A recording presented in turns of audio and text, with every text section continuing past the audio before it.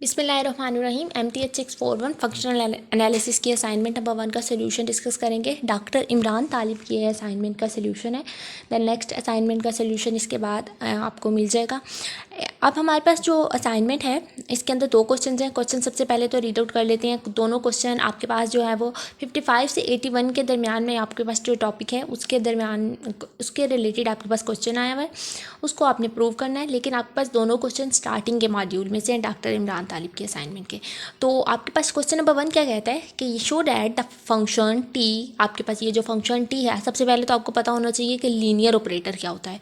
Linear operator अगर मैं आपको सिंपल वर्ड में बताऊं तो आपके पास हम किसी भी लीनियर ऑपरेटर को डिफ़ाइन करने के लिए क्या करते हैं, आपके पास जो भी फंक्शन गिवन होता है, कोई भी जो भी टोपोलॉजिकल लीनियर स्पेस गिवन होती है, उस topological linear space, for example मैं इसको ज़्यादा एक्सप्लेन तो नहीं करूँगी, सिर्फ डेफिनेशन अभी आपको बताऊंगी कि जो भी आपके पास टोपोलॉजिकल लीनियर स्पेस है, जैसे आपके पास बुक के अंदर टोपोलॉजिकल लीनियर स्पेस अगर टी ऑफ एक्स वाई है तो ये एक टोपोलॉजिकल लीनियर स्पेस प्रूव है कि टोपोलॉजिकल, आपको लीनियर स्पेस का भी पता होना चाहिए क्या होता है। तो अभी मैं सिर्फ ये बता रही हूँ कि आपके पास टोपोलॉजिकल लीनियर स्पेस है एक्स वाई, और इस एक्स वाई के अंदर हम इसको लीनियर ऑपरेटर कहेंगे कि अगर हम कोई स्केलर फंक्शन लेते हैं फील्ड से और कोई वेक्टर लेते हैं इस एक्स फंक्शन से तो हम उसको कहेंगे। और अगर जब हमने उस वेक्टर को ले लिया और अगर हम उसके ऊपर a1 उसकी लीनियर ऑपरेटर की डेफिनेशन को एक्सप्लेन करें, हम कि a1 x1 करें, a2 x2 करें और इसके ऊपर t ऑपरेट कर दें, तो अगर ये फंक्शन डिफाइन हो जाता है a1 tx1 a2 tx1 2 के इक्वल, तो हम इसे कहेंगे लीनियर ऑपरेटर। तो क्वेश्चन नंबर 1 के सोल्यूशन की तरफ चलते हैं। सबसे पहले अब क्वेश्चन नंबर 1 का सोल्यूशन यहाँ पे मैंने नोट डाउन किया, a1 a2 मैंने 2 फंक्शंस ले लिए। एक फंक्शन जो है वो मैंने फील्ड से लिया है। आपके पास ये जो यहाँ से ये जो आपके पास a1 a2 है ये मैंने फील्ड से एलिमेंट लिए हैं, और ये जो आपके पास एफ जी फंक्शन है ये हमने ये जो आपके पास सी ए बी फंक्शन गिवन था उधर से हमने एलिमेंट लिए। अब हम इसके ऊपर लीनियर ऑपरेटर की डेफिनेशन को एक्सप्लेन करेंगे। सबसे पहले तो हमारी डेफिनेशन क्या थी, अभी मैंने आपको लिख के बताई। टी जब आप किसी फंक्शन के ऊपर a1 x1 के ऊपर ऑपरेट करती हैं, a2 x2 के ऊपर ऑपरेट करते हैं, तो इससे आपके पास इस अगर ये टी अंदर a1 t x1 लिख लें, a2 t x2 लिख लें, तो ये लीनियर ऑपरेटर होगा। तो हमारे पास एक फंक्शन एफ ऑफ टी है, इसके ऊपर हम टी ऑपरेट करेंगे। उसके लिए हमने 2 फंक्शन एक्स में से जो लिए हैं वो मतलब सी ए बी में से जो लिए हैं वो एफ जी लिए हैं। टी ऑपरेट कर लें a1 function with F and a2 with G, a1 f a2 g हो गया। अब इसके ऊपर टी ऑपरेट किया क्योंकि आपके पास क्वेश्चन में अब आपके पास ये जो फंक्शन है वो हम यहाँ से देख के लिखेंगे, इंटीग्रल साइन 0 से x a1 f of T a2 g of T, और आपके पास यहाँ पे dt है तो हमने ये dt टाउन। अब आपने dt को अंदर मल्टीप्लाई कर लिया, dt को मल्टीप्लाई करने के बाद इसके इंटीग्रल दोनों के साथ इंटीग्रल सेपरेट कर लिए। a1 f of T dt के साथ इंटीग्रल लिखा, then a2 g of T dt के साथ इंटीग्रल सेपरेट कर लिया। अब a1 a2 आपके पास स्केलर फंक्शन से मैंने स्टार्टिंग में आपको बताया है, और ये स्केलर फंक्शन कांस्टेंट है तो हम इसको a1 a2 को बाहर कर लेंगे। एंड देन आपके पास जो f ऑफ टी है वो डिफाइन कर रहा है यहाँ पे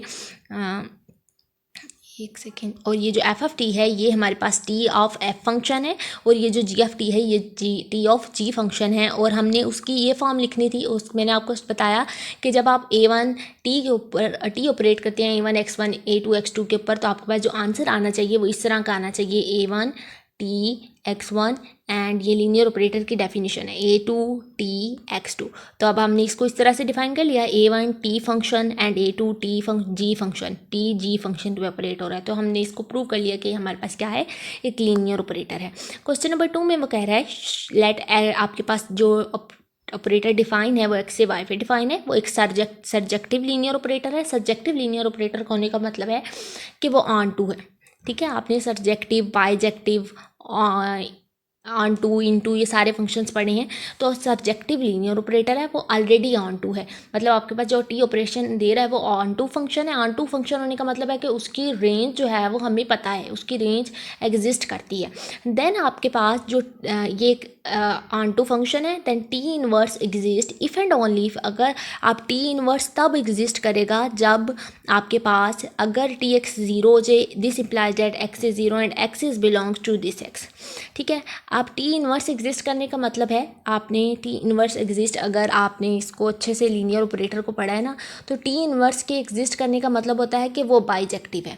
तो हम पहले जो इफ़ एंड ओनली इफ़ की कंडीशन है, तो हम एक चीज़ लेकर चलेंगे, सपोज करेंगे कि टी इनवर्स एग्जिस्ट करता है and we have to prove that कि ये इस तरह से है, और फिर कन्वर्सली लेकर चलेंगे कि suppose T X is zero implies X is zero and we have to prove that T inverse exist.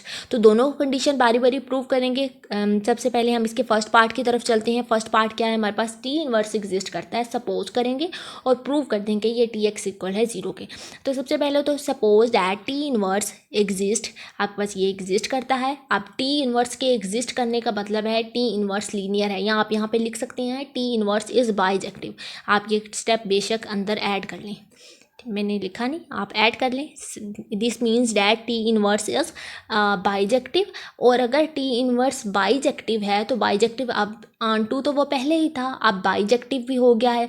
तो जब टी इनवर्स बाइजेक्टिव है तो हम कह सकते हैं, हम कोई भी एक्स इस एक्स के अंदर से जब बिलोंग करेगा तो हम उसको T X equal to zero लिख सकते हैं, क्योंकि आपके पास बाइजेक्टिव होने का मतलब है कि आपके पास कंपोनेंट इक्वल आ जाती हैं, x1 x2 इक्वल आपके पास कंपोनेंट्स इक्वल आ जाती हैं, डोमेन्स आपके पास इमेजेस इक्वल आ जाती हैं। मतलब अगर आपके पास हम बाइजेक्टिव का टॉपिक किस तरह से हम करते थे, इस तरह से आपके पास जो एलिमेंट्स हैं, हर इमेज आपके पास हर एलिमेंट जो है वो दूसरे एलिमेंट के अंदर है, और डिस्टिंक्ट इमेजेस भी हो सकती हैं और आपके पास सेम इमेजेस भी हो सकती हैं।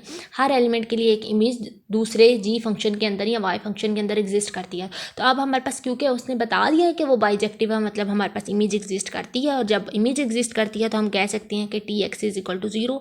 और इससे पता चला कि एक्स अगर हमारे पास ज़ीरो, मतलब अगर टी ज़ीरो, अब मेरे पास T X zero equal to zero के लिए जो इमेज एग्जिस्ट कर रही है वो ये वाली कर रही है। अब ये जब दोनों एग्जिस्ट कर गए हैं तो मतलब टी एक्स टी ज़ीरो के इक्वल है, और जब ये इक्वल है तो मतलब टी बाइजेक्टिव है, और इसका मतलब है कि एक्स और एक्स जो है वो क्या हो जाएंगे, zero, X equal to zero हो जाएगा। एक चीज़ तो हमने प्रूव कर ली कि टी इनवर्स एग्जिस्ट करता है और हमने उसको X equal to zero prove कर लिया। दूसरी चीज़ जो हमने प्रूव करनी है वो प्रूव करना है, अब हम सेकंड कंडीशन लेकर चलेंगे, ये वाली कंडीशन, और प्रूव कर देंगे कि टी इनवर्स एग्जिस्ट करता है। Suppose that T X is zero implies X is zero, we have to show that T inverse is exist. T inverse exist करने का मतलब मैंने आपको स्टार्टिंग में भी बताया, मतलब टी इनवर्स एग्जिस्ट करने का मतलब टी बाइजेक्टिव है।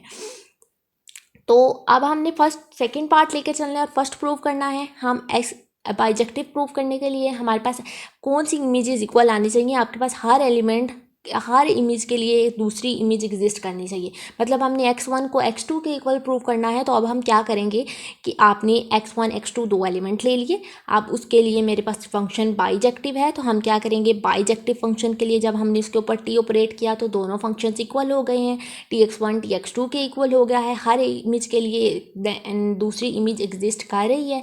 Then by linearity of T, आप उसको लीनियर फंक्शन की हेल्प से क्या करेंगे, आप इसको इसके अंदर स्टेप ऐड भी कर सकते हैं। tx1 माइनस आप लिख लें tx2 is equal to zero, and then आप यहाँ से t कॉमन ले लें और आपके पास ये वाली फॉर्म आ जाएगी, t into x1 minus x2 zero, and x1 minus x2 zero के इक्वल हो जाएगा, और आपके पास नेक्स्ट कंडीशन क्या आ जाएगी, x1 is equal to x2।